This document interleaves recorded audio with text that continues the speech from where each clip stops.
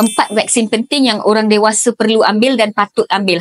Vaksin ni bukan untuk budak-budak je ya. Orang dewasa pun ada vaksin yang kita kena ambil untuk lindungi diri sendiri dan orang yang tersayang. Yang pertama, vaksin COVID-19 booster. Ramai yang ingat COVID ni macam dah tak ada dah, tapi hakikatnya virus tu masih ada, masih boleh berjangkit, terutamanya di kalangan warga emas, wanita mengandung dan mereka yang ada penyakit kronik macam asma, darah tinggi, kencing manis. Jadi kalau anda sesiapa yang berumur 60 tahun ke atas ataupun ada penyakit kronik, dapatkanlah booster vaksin COVID-19 ni di klinik berdekatan. Yang kedua, vaksin chickenpox. Ramai confused. Chickenpox lain, measles lain ya. Measles dalam bahasa Melayunya adalah demam campak. Itu part daripada vaksin MMR, Mumps, Measles dan Rubella yang diberi vaksinnya tu ketika kita bayi dan juga remaja. Measles boleh menyebabkan jangkitan paru-paru, jangkitan selaput otak, malah boleh menyebabkan sawan dan boleh meragut nyawa. Terutamanya di kalangan kanak-kanak. Baru-baru ni pun kan ada satu kes komplikasi measles akibat tak terima vaksin tu. Saya harap kejadian sebegini takkan berulang lah. So ibu bapa,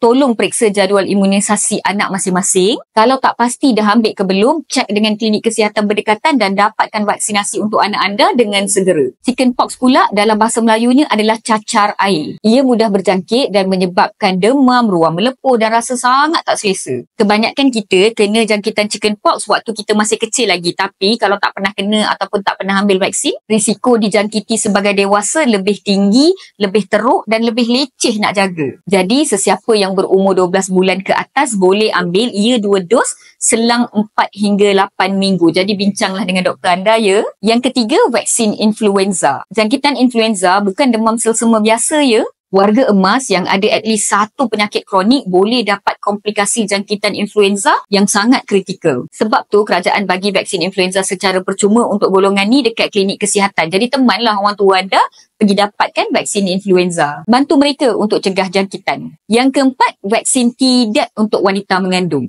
Untuk mencegah penyakit batuk kokol atau nama perubatannya pertasis. Ia sangat bahaya kalau kena dekat bayi baru lahir. Dia ada nama glamour dia iaitu batuk 100 hari. Kalau dijangkiti, bayi boleh sesak nafas, tak boleh tidur, masuk ICU dan kalau dapat secondary infection, boleh meragut nyawa bayi tersebut. Tapi, kita boleh cegah jangkitan ni dengan memberi perlindungan kepada bayi melalui antibodi ibunya. Ibu mengandung boleh ambil vaksin Tdap ketika hamil untuk melindungi diri sendiri dan bayi dalam kandungannya. Vaksin ni sangat selamat dan cukup untuk memberi perlindungan selama 6 bulan kepada bayi baru lahir sehingga dia dapat bina antibodi sendiri. So guys, itu 4 vaksin yang orang dewasa patut dan perlu ambil yang saya dah kongsikan. Ingat, imuniti dan vaksinasi adalah topik yang sangat kompleks. Jadi dengarlah dari yang pakar, buat keputusan yang bijak untuk diri anda dan orang yang tersayang. Ingat, kita semua ambil vaksin bukan sebab takut sakit, tapi sebab kita sayang diri dan sayang orang di sekeliling.